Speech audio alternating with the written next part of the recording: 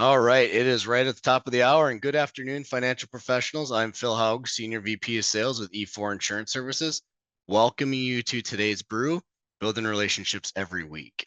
Thank you for turning in today. For those of you joining Brew for the very first time, I want to welcome you. And I also would like to start off the Brew Telecast or the Brew Podcast with our today's national days. This is interesting because I always find the tie-in between these things kind of somewhat funny. So today's dates are, Tiffany, these are good ones. It's Boss's Day, Oh, which for some of us it could apply. It's also Fossil Day, which it has a okay. tie-in with the bosses, and then it's National Liqueur Day. So you can you can connect those three dots any way possible, right? So kind of the three days today. So if you have a boss, make sure you say Happy Boss's Day today.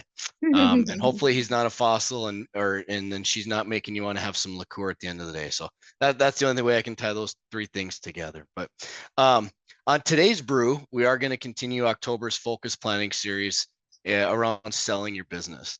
Tiffany Markarian, Managing Director for Advantus Marketing, will explore the complexities of selling a financial advisory practice.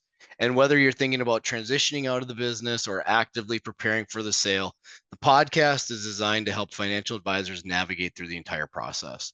From evaluating your practice to finding the right buyer and managing that emotional and financial changes and aspects of the transition, Tiffany's here to talk to us about how those processes work. Learning the factors and considerations involved in the succession process, and then by how your operational strategy can affect the value of your practice, which is kind of a big starting point, is figuring out what that practice is worth. So during the podcast, we do encourage you to use the chat box or raise your hands to ask any questions. And all attendees are going to be entered into a registration drawing for a CE voucher and a Starbucks gift card. So, and we'll announce the winner at the end. So Tiffany, really easy question right up front. I am assuming that we are not just talking about, hey, I've built the monster practice. It's time for me to be at the country club every single day, and I'm going to sell it, cash my check, and sail off into the sunset. Is it fair to say that there's more to retirement than and transitioning out than just that? Yes, and thanks again for having me, everybody. Nice to talk with all of you. I don't want you to think of selling a practice as just selling it and retiring, because there's many different business models where you might sell your practice. You might sell it to a partner. You might sell equity in the practice to a junior partner to keep them and keep the continuity going. There's actually several models of which you might sell a practice. And that mindset of, I'm going to sell my practice and retire off into the sunset, that's also not necessarily the only model either. I think that's what keeps a lot of advisors from delaying the process.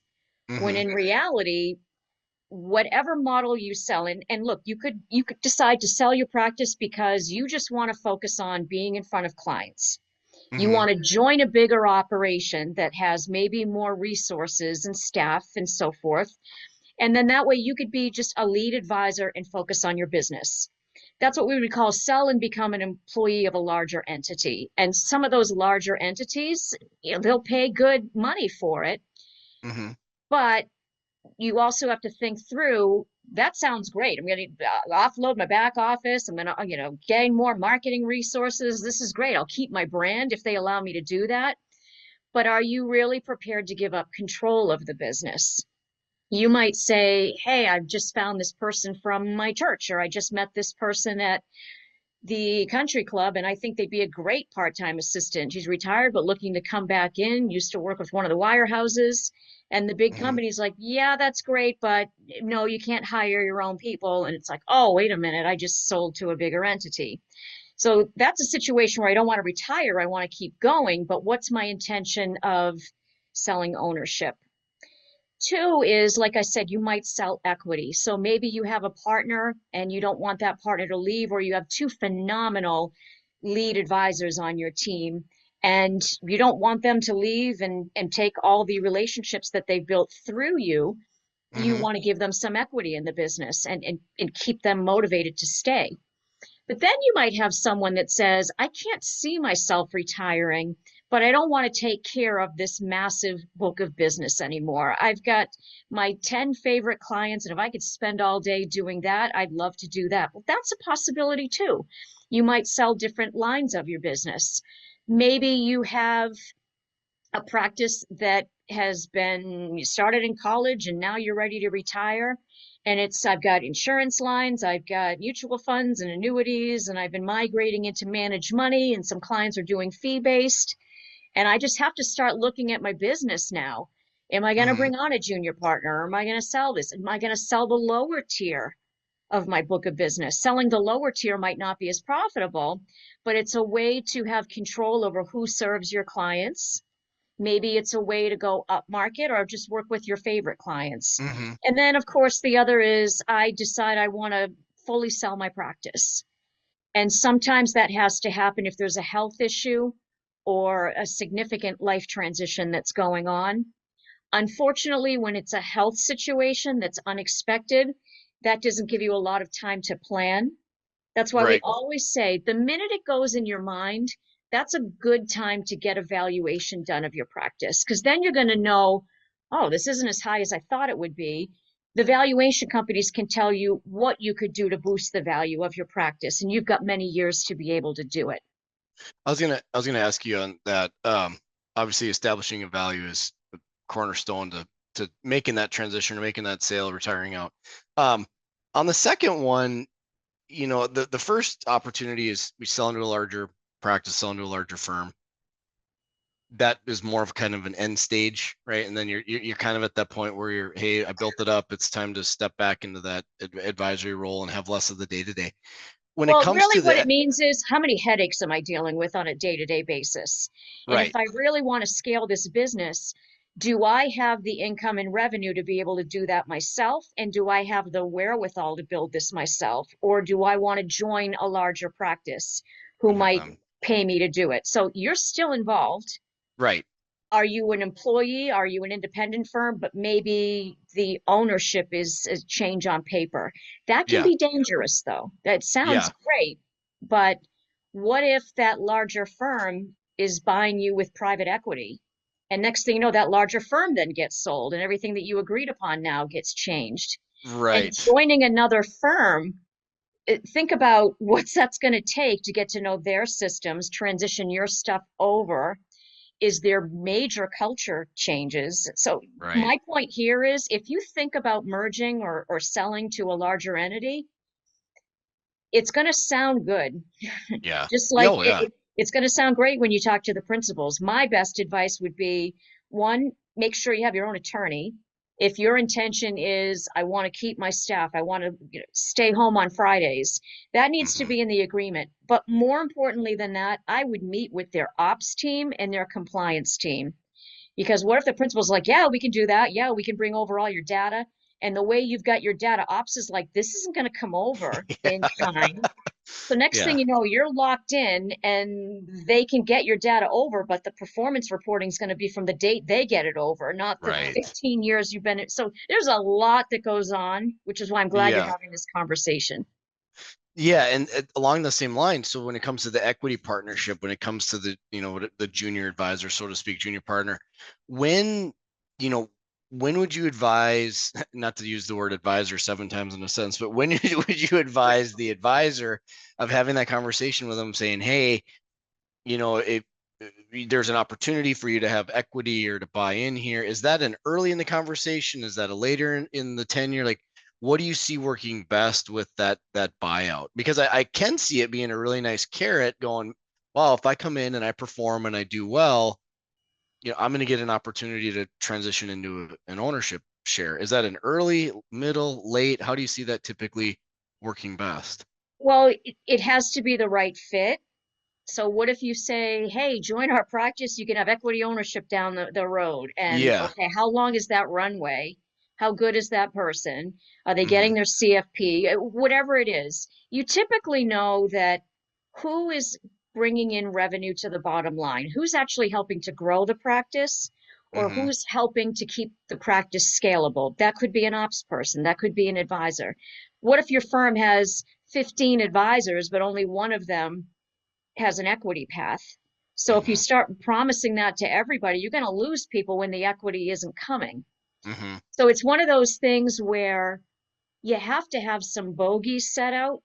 Now, Mm-hmm. if you're a small practice and you've had a junior associate for 4 years and you know that person's getting antsy, they're like, I've helped grow this thing 20% over the Yeah. last 4 years, and we really haven't had a conversation. It's when you know there's someone you can't afford to lose. Right.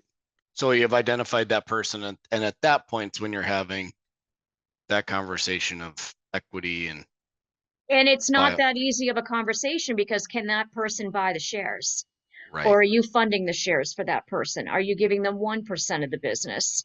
And are you leaving enough pieces of the pie to where other people who might join you? You have to have a conversation with yourself. What type of owner am I? Am I an right, advisor? Meaning, do I want to deal with the headaches of partners? And do I want to deal with the headaches of multiple offices and all the things that come along with that, and controlling buying decisions and operating decisions and leadership decisions? Or am I someone that just wants to be in front of my clients with some good staff around me? right. That's the difference of a lifestyle practice versus an enterprise practice. The lifestyle isn't, oh, I want to go fishing. The lifestyle is, I wanted to make enough money to have a good lifestyle, have Yep. good staff around me, but I'm the lead advisor Yeah. Yeah. and everybody else is salaried. Whereas the person who's thinking, I'm an enterprise, I want to grow this business, I want to be an advisory firm owner Mm-hmm. and run revenues and bring in staff and scale this thing and grow this thing. Those are very two different mindsets. Mm-hmm. So So you, the idea of equity then also brings in, all right, if I give up more equity, how are we going to run revenue? mm-hmm. So we might have to salary the two partners and then pay out expenses, and then there's a profit sharing and an ownership. It it's complicated. Right. Yeah. There's not a one size fits all. Do this and be happy, right? There's a Yep. each individual firm has an individual solution. So you talked about uh, sale to a larger firm, being more what I would call working in the business, not on the business. Mhm. Equity shares, and you talked about full sale, and obviously the thing that comes to mind with that is, the value that I'm going to get on a fire sale or an auction sale is not the same as what I would get on fair market value if I had time to wait. So I'm assuming that full sale, if it's health or lifestyle type change. What are some things you've seen some advisors to help mitigate some of those setbacks? Is it buy sell insurance? Is it key person? Is it disability triggered? Are you seeing advisors that are putting risk mitigation things in place to help offset some of those Well, losses that hopefully, come? hopefully those are done well in advance of any of these times. Again, if you've got a health situation, Hmm. are you going to qualify for insurance at that point? Right. So Obviously, I'm talking. Yeah. yeah. And the other thing is, when I say full practice sale, that doesn't mean sell and wipe your hands. It might be an earn out. Hmm. So maybe you decide to sell to somebody, but that successor needs time to build relationships. So you might stay on for a year, maybe more. And that also compensates you to make sure the clients stay. So Hmm. it's not just necessarily wash your hands. You might sell, but it might be an earn out, or it might be over a few years that the final sale is done. And then the other option is it might be a partial sale. You might sell certain parts of your business, maybe the health insurance lines of your business, or like I said, the lower tier. Hmm. Perfect. And then what But is the each of fourth? those is not all going to have the same valuation, and each of those is not going to have the same terms.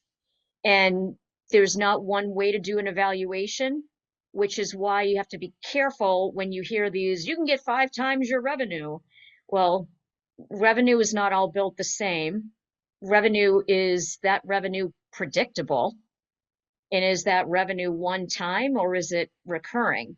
Right. And that's why there's different types of advisory practices, and your listeners might fall into the different types. If you have a commission only practice, transactional, and all of those commissions were taken up front, then what's the revenue that they're buying? At that point, you have to prove, one, can I sell it? Am I even in a business model that allows me to do that? Do I own the business? Is Right. my business all split codes with other advisors? Do I even own that business to sell? And two, people want to buy predictable revenue. So the question then becomes, well, can I prove that there's a relationship there? So I'm sure everybody has heard you need to have a CRM in your business. You need to Mm-hmm. take good notes. You need to document client reviews. In a commission only business, that's the only way you can prove my clients are engaged. And then you also say, well, it wasn't all insurance revenue. They're making deposits into mutual funds and 401ks. Is there some predictable transactions going on here? Those Mm-hmm. don't tend to sell often, and they don't tend to sell at a very high multiple just Mm-hmm. because of the revenue challenges. Then you have practices that might be asset trails. So you might be doing annuities and you might be taking trail commissions and so forth. Mm-hmm. So again, those might be another higher multiple, but you still have to say, well, how old is this book of business? Are they declining revenues? Are they, living off the assets, the age of my clientele? Mm-hmm.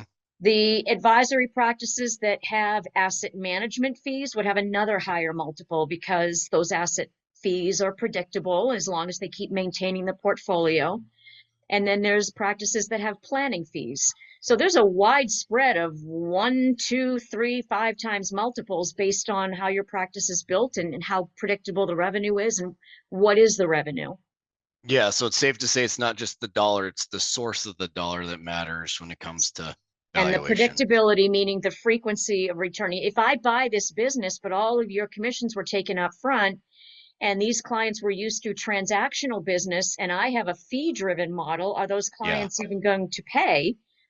So the whole idea is reducing transition risk. If I'm going to pay a multiple, I need to know those clients are coming over. That's why the owner might have to be involved. right. But if it's such a culture shock to join this other firm, is that going to be appropriate? And what if your client base, more than 25% is households with less than $100,000? Is that going to be a big multiple for someone to buy? Or are they looking to cherry pick the business? And Right. they're really looking to buy your top 20%. So a valuation, a proper valuation, I can't stress this enough, is going to look at your business inside and out. It's not just going to say, oh, what's your EBITDA? Well, we'll do 5 times. A, a, Yeah. a buyer is going to want to look at what am I actually buying? And if the market goes up and down, it's like, okay, well, what's inside this business? How old are they? How many lines of business do they have with you? How frequently are they seeing you? Have you done any multi-generational planning? Can you prove it? Yeah. Growing, shrinking, Right, line, stickiness. Yeah. No, right. that makes a lot of sense. And That the makes a lot of good sense. valuation companies, FP Transition happens to be one. They basically built the model for advisors.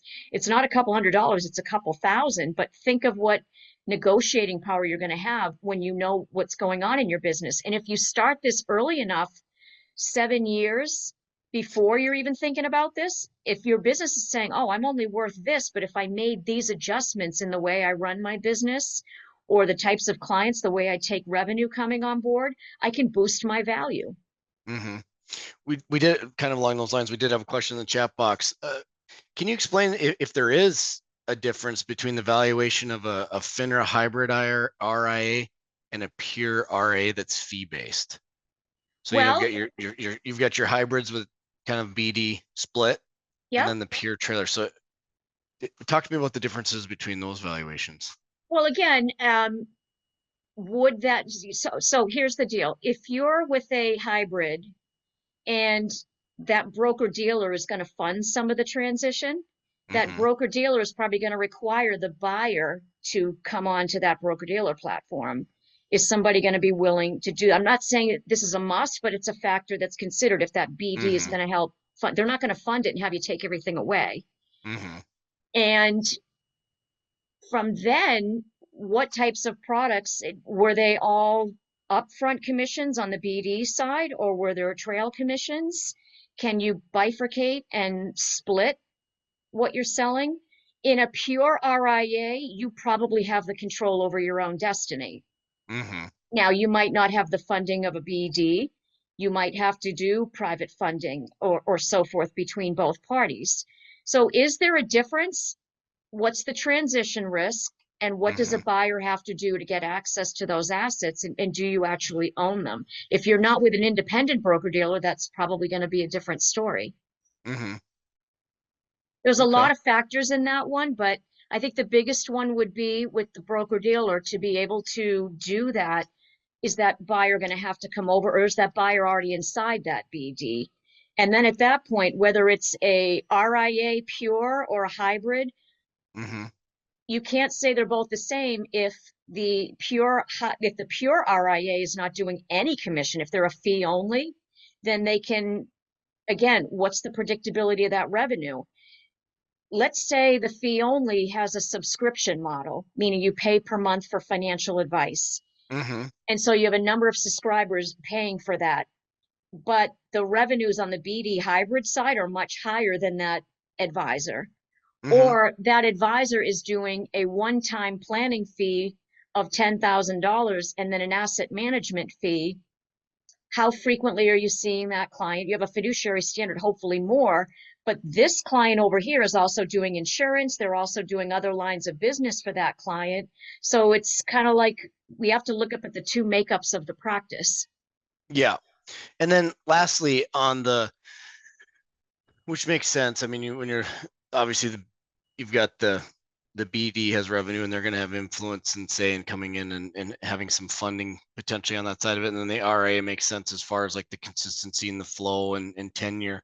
Well, what if on the BD hybrid side they have a different custodian than the buyer does? How Mhm. easy would that be to bring those over? Transition it over. Yeah. And How not do, only that, but is the business that's being done in the BD hybrid, is that even compatible coming over to the buyer's platform? Would the clients want to go to a fee only or a planning fee or an asset management fee only when their advisor over here, say, does 60% fee based and the other 40% is commission based, but they have, a nice rounded plan for that client, is moving over to a buyer that's only fee driven?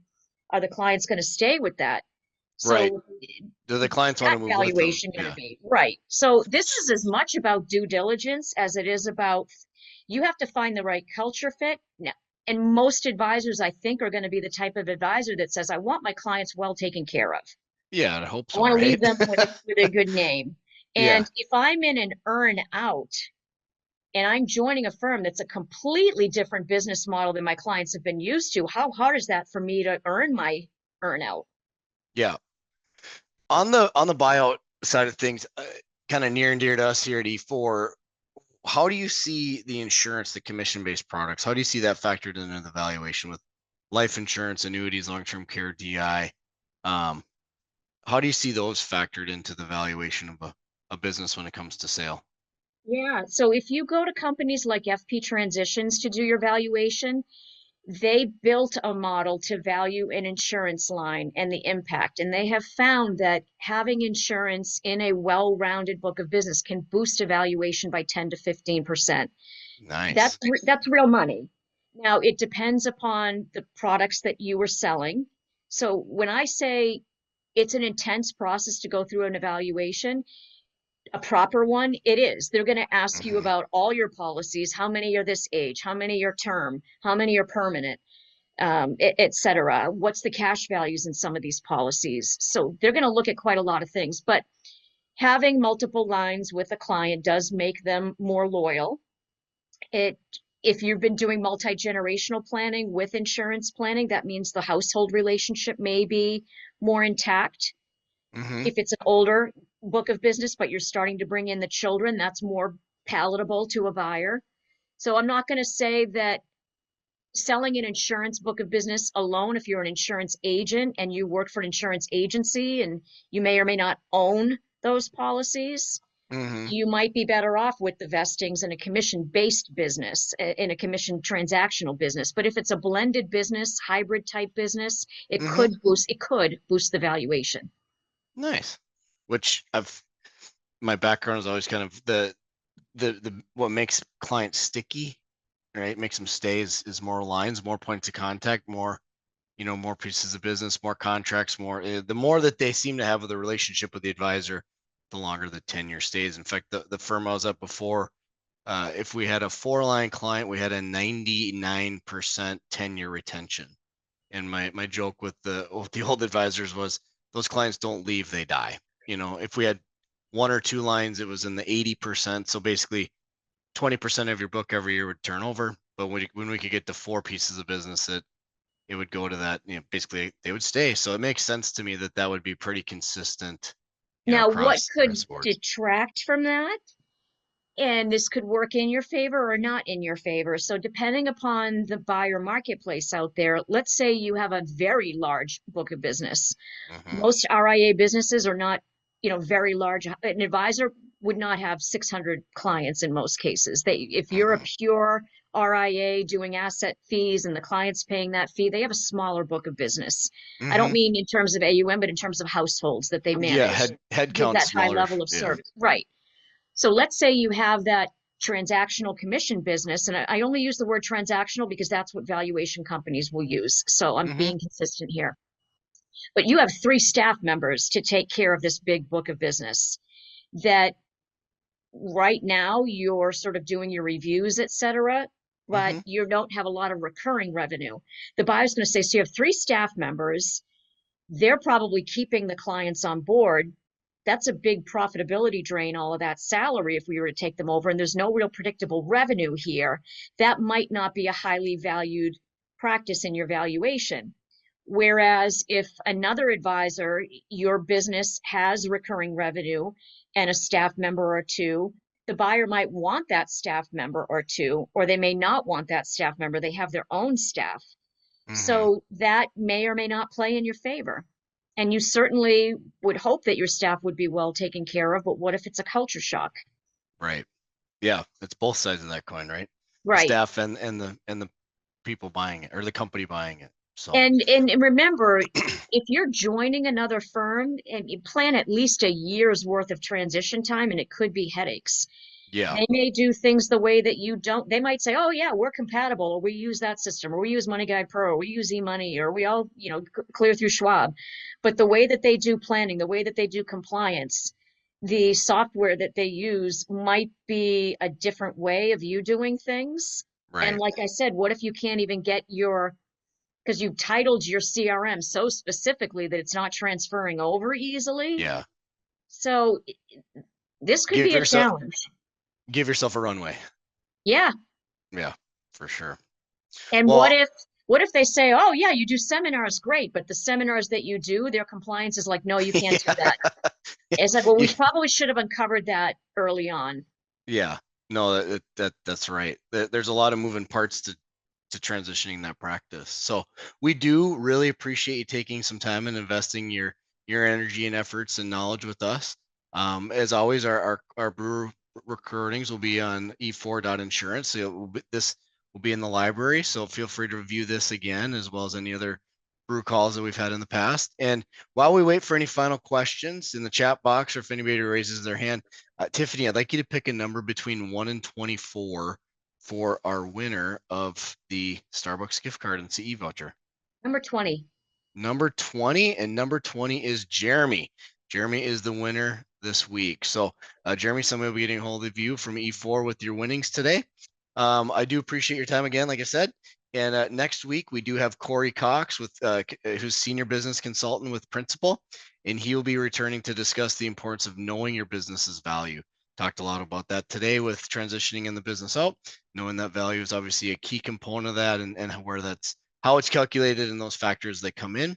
And he will address the business succession planning, protecting your business, and ensuring you care for your key employees and yourself. So I do appreciate your time today, Tiffany. Appreciate all of you that took time to view today's brew, and we'll see you next week. Thank you. Thanks so much.